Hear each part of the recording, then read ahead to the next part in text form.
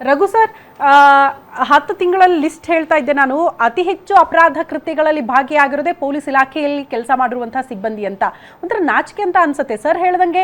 ಇಡೀ ದೇಶದಲ್ಲೇ ನಾವು ಗಮನಿಸಿದ್ರೆ ನಮ್ಮ ಕರ್ನಾಟಕ ಪೊಲೀಸರು ಅಂತ ಅಂದ್ರೆ ಒಂದು ಹೆಮ್ಮೆ ಇದೆ, ಒಂದು ಗೌರವ ಇದೆ ಸರ್. ಎದೆ ತಟ್ಟಿ ಈಗಲೂ ಕೂಡ ಅಷ್ಟು ಜನ ಹಂಗೆ ಅಂತ ಹೇಳ್ತಾ ಇಲ್ಲ. ಯಾರೋ ಕೆಲವೊಬ್ರು ಮಾಡೋದ್ರಿಂದ ಇಡೀ ಇಲಾಖೆ ಬಗ್ಗೆ ನಾವು ಮಾತಾಡೋದು ಬೇಡ. ಬಟ್ ಯಾಕೆ ಇಂಥ ಇಲಾಖೆಯಲ್ಲಿ ಇದ್ಕೊಂಡು ಇಂಥ ಅಪರಾಧ ಕೃತ್ಯಗಳಲ್ಲಿ ಅವ್ರು ಭಾಗಿಯಾಗ್ತಿದ್ದಾರೆ ಅನ್ನೋದು ಪ್ರಶ್ನೆ ಆಗುತ್ತೆ. ತಮ್ಮ ರಿಯಾಕ್ಷನ್ ಏನು ಈ ವಿಚಾರಗಳಿಗೆ ಸಂಬಂಧಪಟ್ಟ? ಮೇಡಮ್, ಇಡೀ ದೇಶದಲ್ಲಿ ನಾವು ಗಮನಿಸ್ತಾ ಇದ್ದಂಗೆ ನೀವು ಆಗಲೇ ಅಂಶಗಳನ್ನೆಲ್ಲ ಹೇಳ್ತಾ ಇದ್ರಿ. ಇಡೀ ದೇಶದಲ್ಲಿ ಇವತ್ತು ತಮಗೆ ಸಿಕ್ಕಿರುವಂಥ ಸಂವಿಧಾನಬದ್ಧ ಅಧಿಕಾರವನ್ನು ದುರುಪಯೋಗ ಪಡಿಸ್ಕೊಳ್ತಕ್ಕಂಥ ಯಾವುದಾದ್ರೂ ಸರ್ಕಾರಿ ಇಲಾಖೆಯ ಅವರಿದ್ದರೆ ಅದು ಪೊಲೀಸ್ ಇಲಾಖೆ. ಇಡೀ ದೇಶದಲ್ಲಿ ತಮಗೆ ಸಂವಿಧಾನಬದ್ಧವಾಗಿ ಸಿಕ್ಕಿರುವಂಥದ್ದು ಅಧಿಕಾರವನ್ನು ತಮಗೆ ಬೇಕಾಬಿಟ್ಟಿಯಾಗಿ ಜನರನ್ನು ಶೋಷಣೆ ಮಾಡೋದಕ್ಕೆ, ದಬ್ಬಾಳಿಕೆ ಮಾಡೋದಕ್ಕೆ, ಎಕ್ಸ್ಟ್ರಾಕ್ಷನ್ ಮಾಡೋದಕ್ಕೆ, ದೌರ್ಜನ್ಯ ಮಾಡೋದಕ್ಕೆ ಬಳಸ್ತಾ ಇರೋರು ಯಾರಾದರೂ ಇದ್ದರೆ, ಇಲಾಖೆ ಇದ್ದರೆ ಅದು ಪೊಲೀಸ್ ಇಲಾಖೆ ಅನ್ನೋದು ಇವತ್ತು ನಮ್ಮೆಲ್ರಿಗೂ ಇತ್ತೀಚಿನ ಬೆಳವಣಿಗೆಗಳನ್ನ ನೋಡ್ತಾ ಇದ್ರೆ ಗೊತ್ತಾಗ್ತಾ ಇದೆ, ಖಾತ್ರಿ ಆಗ್ತಾ ಇದೆ.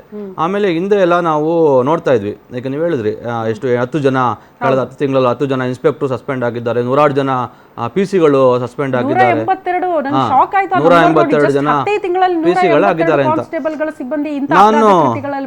ನಾನು ದಿವಸ ಪತ್ರಿಕೆಗಳ ಇತ್ತೀಚೆಗೆ ಕಳೆದ 1-2-3 ವರ್ಷಗಳಿಂದ ನಿಮ್ಗೂ ಅನುಭವ ಆಗಿರುತ್ತೆ, ನೀವು ಪತ್ರಿಕೆಗಳಲ್ಲಿ ನೋಡ್ತಾ ಇದ್ರೆ ಹಿಂದೆ ಎಲ್ಲ ನಮಗೆ ಪತ್ರಿಕೆಗಳಲ್ಲಿ ಕಳ್ತನ ಮಾಡಿದ್ರು, ದರೋಡೆ ಮಾಡಿದ್ರು, ಏನೋ ಲೈಂಗಿಕ ಕಿರುಕುಳ, ಅತ್ಯಾಚಾರ ಅಥವಾ ಲೂಟಿ ಇವೆಲ್ಲ ನೋಡಿದ್ರೆ ಪೊಲೀಸರು ಹಿಡಿದ್ರು.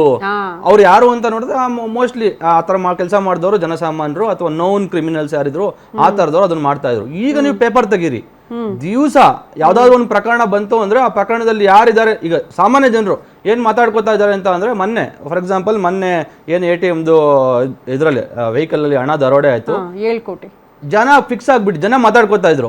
ಇದ್ರ ಹಿಂದೆ ಪೊಲೀಸ್ ಅವ್ರು ಇಲ್ದಲೆ ಇದನ್ನ ಮಾಡೋದಕ್ಕೆ ಸಾಧ್ಯ ಇಲ್ಲ, ಅಷ್ಟು ಪಕ್ಕಾ ಪ್ಲಾನಿಂಗ್ ಆಗೋದೇ ಇಲ್ಲ. ಪೊಲೀಸರ ಕೈವಾಡ ಇಲ್ದಲೆ ಇವತ್ತು ಈ ತರ ದೊಡ್ಡ ಮಟ್ಟದ ಕ್ರಿಮಿನಲ್ ಕೃತ್ಯಗಳನ್ನ ಸಮಾಜದಲ್ಲಿ ಸಾಮಾನ್ಯ ಜನರು ನಡೆಸೋದಕ್ಕೆ ಸಾಧ್ಯನೇ ಇಲ್ಲ ಅನ್ನುವಂತ ಅಭಿಪ್ರಾಯ ಜನರಲ್ಲಿ ಬಂದಿದೆ. ಮುಂದುವರೆದು ಇವತ್ತು ಯಾವ್ದಾದ್ರು ಒಂದು ತನಿಖೆ ಮಾಡಬೇಕು ಪೊಲೀಸರ ಮೇಲೆ ಅಂತ ಅಂದ್ರೆ ಜನರಿಗೆ, ಇವತ್ತು ನಮ್ಗೆಲ್ಲ ಸಾಮಾನ್ಯ ಜನರಿಗೆ ಅನಿಸ್ತಾ ಇರೋದು, ತನಿಖೆ ಮಾಡೋದಾದ್ರೆ ಮೊದಲು ಯಾರ ಮೇಲೆ ನಮಗೆ ಅನುಮಾನ ಇರುವಂತ ಪೊಲೀಸರಿಂದ ಶುರುವಾಗ್ಲಿ ತನಿಖೆ. ಸಾಮಾನ್ಯ ಜನರಿಗೆ ಆಮೇಲೆ ಬರೋಣ, ಸಾಮಾನ್ಯ ಎಲ್ಲ ಕಳ್ಳರು ಆಮೇಲೆ ಬರೋಣ. ಒಂದು ದೊಡ್ಡ ಪ್ರಕರಣ ಅಂತ ಅಂದ್ರೆ, ನೀವು ಗಂಭೀರವಾದ ಪ್ರಕರಣ ಅಂತ ಅಂದ್ರೆ ಅದು ಪೊಲೀಸರಿಂದನೇ ತನಿಖೆ ಶುರುವಾಗಬೇಕು ಅನ್ನುವಂಥ ಮಟ್ಟಕ್ಕೆ ಜನ ಯೋಚನೆ ಮಾಡುವಂಥ ಮಟ್ಟಕ್ಕೆ ಇವತ್ತು ಈ ಪೊಲೀಸರು ಅಂತಹ ಕುಕೃತ್ಯಗಳಲ್ಲಿ, ಆ ಥರದ ಒಂದು ಅಪರಾಧಿ ಕೃತ್ಯಗಳಲ್ಲಿ ಇವತ್ತು ಮೇಲಿಂದ ಮೇಲೆ ತೊಡಕೋತಾ ಇದ್ದಾರೆ. ನಿಜಕ್ಕೂ ಅದೊಂದು ಶೇಮ್ಫುಲ್ಲು. ಇಡೀ ನೋಡಿ, ಪೊಲೀಸರನ್ನ ಇಟ್ಕೊಂಡು ಒಂದು ಸರ್ಕಾರಿ ವ್ಯವಸ್ಥೆ, ಒಂದು ಸಮಾಜದ ಕಲ್ಯಾಣ ಮತ್ತು ಸ್ವಾಸ್ಥ್ಯವನ್ನು ಕಾಪಾಡೋದಕ್ಕೆ ಇಟ್ಕೊಂಡಿರುವಂಥ ಪೊಲೀಸು ಇಲಾಖೆ, ಈ ಪೊಲೀಸರು ಇಷ್ಟೆಲ್ಲ ಉಪಟಳ ಮಾಡ್ತಾ ಇದ್ರು, ಇಷ್ಟೆಲ್ಲ ಅಪರಾಧಿ ಕೃತ್ಯಗಳಲ್ಲಿ ಪಾಲ್ಗೊಳ್ತಾ ಇದ್ರು, ಇವ್ರನ್ನ ಇಟ್ಕೊಂಡು ಸಮಾಜವನ್ನ ಸರಿಪಡಿಸ್ತೀನಿ ಅಂತ ಹೇಳ್ತಾ ಇರುವಂತ ನಮ್ಮ ನೇತಾರರು ಏನ್ ಮಾಡ್ತಾ ಇದ್ದಾರೆ, ಯಾವ ರೀತಿಯ ಕ್ರಮಗಳನ್ನ ತೆಗೆದುಕೊಳ್ತಾ ಇದ್ದಾರೆ ನೀವು ನೋಡಿ. ಸುಮ್ಮನೆ ಹಂಗೆ ಅಬ್ಸರ್ವ್ ಮಾಡಿ, ನೀವು ತೋರಿಸ್ತಾ ಇರ್ತೀರಿ ಮೇಲಿಂದ ಮೇಲೆ. ನಾವು ಕೂಡ ಆಕ್ಟಿವಿಸ್ಟ್ ತರಕ್ಕೆ ನಾವು ಒಂದು ಒಳ್ಳೆ ಸಮಾಜವನ್ನ ಬಯಸ್ತಾ ಇರುವಂತ ಜನರು, ಒಂದು ರಾಜಕೀಯ ಪಕ್ಷವಾಗಿ ನಾವು ಹೋರಾಟ ಮಾಡ್ತಾ ಇದ್ವಿ. ಎಷ್ಟೋ ಜನರಿಗೆ ನಾವು ಅವ್ರಿಗೆ ಮಹಾಮಂಗಳಾರತಿ ಮಾಡಬೇಕು, ಪೊಲೀಸ್ ಸಿಗಾಕೊಂಡವ್ರಿಗೆ ಈ ತರಕ್ಕೆ ಮಾಡಬಾರ್ದನ್ನ ಮಾಡಿ ಸಿಗಾಕೊಂಡವ್ರಿಗೆ ಮಹಾಮಂಗಳ ಆರತಿ ಮಾಡಿ ಅವ್ರಿಗೆ ಅವಮಾನ, ಆ ತರಕ್ಕಾದ್ರೂ ಸಣ್ಣ ಪುಟ್ಟದಾದ್ರೂ ಅವ್ರಿಗೆ ಸಮಾಜದಲ್ಲಿ ಚಿ ಬೇಡಪ್ಪ, ಯಾರೋ ನಮ್ಗೆ ಅವಮಾನ ಮಾಡ್ತಾರೆ, ಕಿರಿಕಿರಿ ಮಾಡ್ತಾರೆ ಅನ್ನುವಂಥದ್ದಾದ್ರೂ ಅವ್ರಿಗೆ ತಾಗ್ಲಿ ಅಂತೇಳಿ ನಾವು ಒಂದಷ್ಟು ಆ ಥರದ್ದು ಪ್ರತಿಭಟನೆಗಳನ್ನ ಮಾಡ್ಕೊಂಡು ಬರ್ತಾ ಇದೀವಿ. ಆದ್ರೆ ಇವ್ರನ್ನ ಸರಿಪಡಿಸ್ಬೇಕಾಗಿರುವಂತ ನೇತಾರರು, ಆಡಳಿತದಲ್ಲಿರುವಂಥವ್ರು ಏನು ಮಾಡ್ತಾ ಇದ್ದಾರೆ? ನೀವು ಹೇಳಿದ್ರಿ ಅಂಕಿಅಂಶ ಕೊಟ್ರಿ 10 ಜನ. ಇವತ್ತು ನಾನು ನಿನ್ನೆ ನಮ್ಮ ಇವ್ರದ್ದು ಹೋಮ್ ಮಿನಿಸ್ಟರ್ದು ಒಂದು ಸ್ಟೇಟ್ಮೆಂಟ್ ನೋಡಿದ್ವಿ.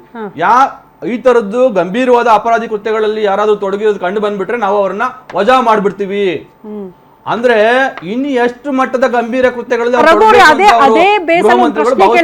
ಬಸವರಾಜ್ ಸರ್, ಯಾಕಂದ್ರೆ ತುಂಬಾ ವರ್ಷ ಅವರು ಪೊಲೀಸ್ ಇಲಾಖೆಯಲ್ಲಿ ಕೆಲಸ ಮಾಡಿದವರು, ಹಾಗಾಗಿ ಬಸವರಾಜ್ ಸರ್ ಈಗ ಇದು ಪ್ರಶ್ನೆ ಆಗ್ತಾ ಇದೆ. ಜಸ್ಟ್ ಅಮಾನತ್ ಮಾಡಿ ಮನೆ ಕಳಿಸ್ಬಿಡ್ತಾರೆ, ಅವ್ರನ್ನ ಸಸ್ಪೆಂಡ್ ಮಾಡ್ಬಿಡ್ತಾರೆ, ಇಷ್ಟಕ್ಕೆ ಮಾತ್ರ ಸೀಮಿತ ಆಗುತ್ತಾ ಇಂಥ ಕೃತ್ಯಗಳಲ್ಲಿ ಭಾಗಿಯಾಗಿದ್ರೆ?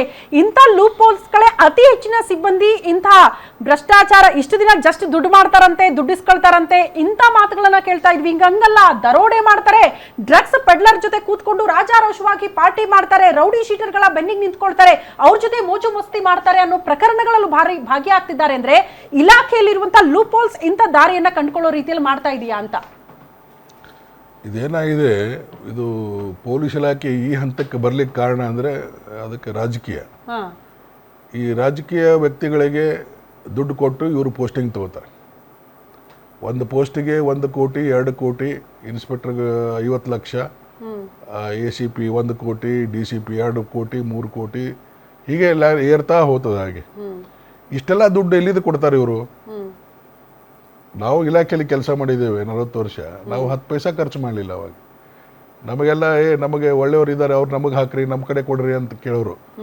ಆ ಥರ ಯಾಕೆ ಈ ಥರ ಆಗಿದೆ ಅಂದರೆ ಇದು ಒಂದು ಕಾರಣನೇ. ಈ ರಾಜಕೀಯ ವ್ಯಕ್ತಿಗಳು ದುಡ್ಡು ತಿಂದು ಪೋಸ್ಟಿಂಗ್ ಕೊಡೋದ್ರಿಂದ ಈ ಅಡ್ಡದಾರಿಗೆ ಪೊಲೀಸರು ಹಿಡ್ಲಿಕ್ಕೆ ಕಾರಣ ಆಗಿದೆ. ಕೆಲವೊಬ್ರು ಲೂಟ್ ಮಾಡ್ತಾರೆ, ಕೆಲವೊಬ್ರು FIR ಮಾಡ್ಲಿಕ್ಕೆ ಸಹ ದುಡ್ಡು ತಗೋತಾರೆ. ಆ ಪರಿಸ್ಥಿತಿ ಬಂದಿದೆ.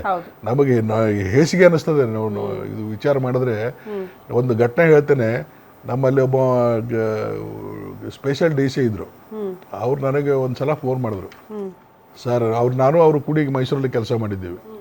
ಅವರು ಹೇಳ್ತಾ ಇದ್ರು, ನನ್ನ ಮಗಳು PUC ಓದ್ತಾ ಇದೆ, ಭಾಳ ಹಠ ಮಾಡಿ iPhone ತೊಗೊಂಡ್ಳು. ಒಂದೇ ಮಗಳಂತ ನಾವು ಲೋನ್ ತೊಗೊಂಡು ಕೊಡಿಸ್ದೆ ಅವಳಿಗೆ. ಪ್ರಾಮಾಣಿಕ ಅಧಿಕಾರಿ ಅವನು. ಲೋನ್ ತೊಗೊಂಡು ಕೊಡಿಸ್ದ. ಆ ಲೋನ್ ಇವರು ಮಾತಾಡುವಾಗ ಯಾವನೊಬ್ಬ ಕಳ್ಳ ಕಿತ್ಕೊಂಡು ಹೋಗ್ಬಿಟ್ಟ. ಅವಳು ಹುಡುಗಿ ಮಾತಾಡುವಾಗ ರಾಬರಿ ಆಯ್ತು, ಕಿತ್ಕೊಂಡು ಹೋಗ್ಬಿಟ್ಟ. ಇವ್ರು ಕಂಪ್ಲೇಂಟ್ ಕೊಡಕ್ಕೆ ಹೋದ್ರೆ FIR ಮಾಡ್ಲಿಕ್ಕೆ ರೆಡಿ ಇಲ್ಲ, ಅಲ್ಲೂ ದುಡ್ಡು ಕೇಸ್ ಮಾಡ್ಲಿಕ್ಕೆ ರೆಡಿ ಇಲ್ಲ. ಇನ್ಸ್ಪೆಕ್ಟರ್ ಹೊರಗ್ಯಾರ, ಈಗ ಬಾ ಆಗ ಬಾ, ಒಂದು 2-3 ಸಲ ಅಡ್ಡಾಡಿಸಿ ಕೊನೆಗೆ 3-4 ಸಲ ಅವ್ರು ಹೋಗಿ ಬಂದ್ಮೇಲೆ ಬೇಜಾರಾಗಿ ನನಗೆ ಫೋನ್ ಮಾಡಿದ್ರು. ನೀವರ ಹೇಳ್ರಿ ಸಾಹೇಬ್ರೆ, ಏನೋ ಈ ಥರ ಆಗಿದೆ ಮಗಳದು, ಅದಕ್ಕೆ ನಾವು ಇನ್ಶೂರೆನ್ಸ್ ಮಾಡಿಸಿವೆ, FIR ಮಾಡಿದ್ರೆ ನಾವು ಇನ್ಶೂರೆನ್ಸ್ ಕ್ಲೇಮ್ ಮಾಡಕ್ಕೆ ಬರ್ತದೆ, ಒಂದು FIR ಮಾಡಂದ್ರೆ ಇಷ್ಟೊಂದು ಕಾಡಿಸ್ತಾ ಇದ್ದಾರೆ ಪೊಲೀಸರು ಅಂತ. ಅದು ಒಬ್ಬ ಸ್ಪೆಷಲ್ DCಗೆ. ಆನಂತರ ನಾನು ಫೋನ್ ಮಾಡಿದೆ, ಏನಪ್ಪ ಮಗಳದು ಏನೋ ಲೋನ್ ತೊಗೊಂಡು ಮಾಡಿದ್ದಾನೆ, ಕೊಡಿಸಿದ್ದಾನೆ, ಏನೋ ಹಠಕ್ಕೆ ಬಿದ್ದು ಬೆಳೆದಳಂತ, ಅದೇ ಫೋನ್ ಬೇಕಂತ, 1,20,000 ಆ ಫೋನಿಗೆ. ಅದು ಒಂದು FIR ಮಾಡ್ರು, ಅವ್ರು ಇನ್ಶೂರೆನ್ಸ್ ಕ್ಲೇಮ್ ಮಾಡ್ತಾನೆ ಅಂತ. ಆಯ್ತು ಸರ್, ಕಳಿಸ್ಕೊಡ್ರಿ ಸರ್ ಅಂದರು. ಆಮೇಲೆ ಇವನು ಹೋದ್ಮೇಲೆ ಅಲ್ಲಿ ಹೋಗಿ ಏನು ನೀನು ಅಲ್ಲಿ ಹೋದ್ರೆ ಏನಾಯ್ತು, ಹಾಗೆ ಹೀಗೆ ಅಂತ ಜೋರು ಮಾಡಿ, ನೀ ಇನ್ಶೂರೆನ್ಸ್ ಮಾಡಿಸಿಯಾ, ಇನ್ಶೂರೆನ್ಸ್ ಬರ್ತದಿಲ್ಲ ನನಗೆ, ಇನ್ಶೂರೆನ್ಸು 10,000 ರೂಪಾಯಿ ಕೊಡು ನನಗೆ, FIR ಮಾಡ್ತೀನಿ. ಕೊನೆಗೂ 10,000 ರೂಪಾಯಿ ಕೊಟ್ಟು FIR ಮಾಡಿಸಿದರು.